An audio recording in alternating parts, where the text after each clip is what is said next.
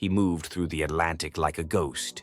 No radio signals, no distress calls, no warning. Just the sudden disappearance of ships, one after another, swallowed by the ocean. His name was Otto Kretschmer, and by the time he was 29 years old, he had sunk 47 Allied vessels without a trace. For a time, he was the most feared man in the sea. But how did he do it? How did one man, commanding a single submarine, cripple the Allied supply lines while evading capture again and again? And when he was finally caught, what secrets did he take with him? This is the story of Silent Otto and the mysteries he left behind. Otto Kretschmer commanded U-99, a German U-boat deployed during World War II. Unlike many of his peers, Kretschmer didn't rely on brute force or luck. He relied on silence. He earned the nickname Silent Otto because he refused to use his radio while on patrol. No transmissions, no chatter, just silence, total stealth.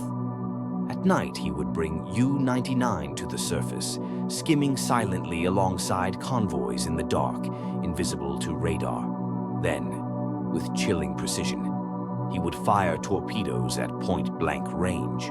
Before the Allies could react, he was already gone. In less than 2 years, he sank over 270,000 tons of Allied shipping. Sometimes entire convoys would vanish, and no one knew how or why, only that they were gone. But some naval analysts believe there's more to the story.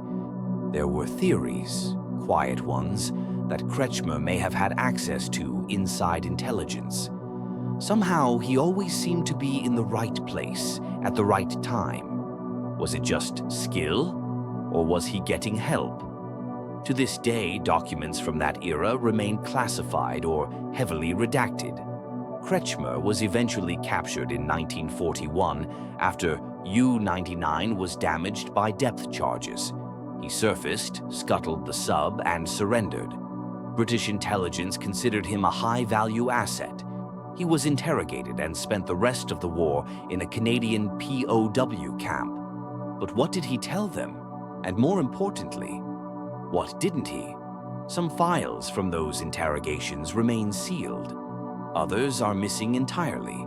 There are rumors he was approached with offers, not just for information about Nazi naval strategy, but about the command structure, German technology, and even espionage operations.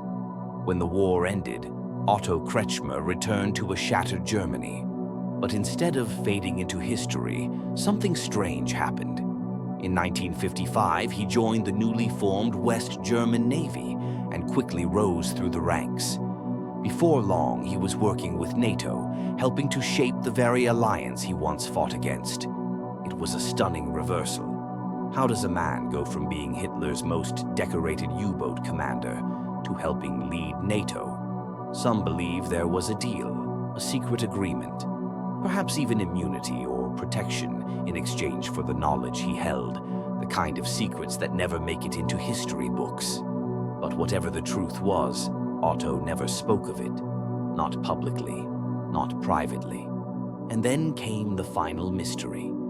In August 1998, decades after the war, Kretschmer died in a boating accident on the Danube River. He was 86 years old. According to official reports, he fell overboard and drowned. It was ruled an accident, nothing more. But for a man who had spent his life defying death underwater, it felt strange.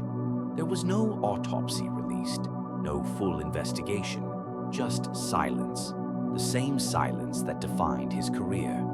Some whispered that enemies from the past had finally caught up with him. Others believed he simply preferred to die at sea as he had lived. But we may never know the full truth. Otto Kretschmer's war ended in 1941, but the questions around him never did. How did he sink so many ships without being caught? What did he know that he never revealed? And was his final voyage just an accident? Some stories end with answers. This one ends with silence.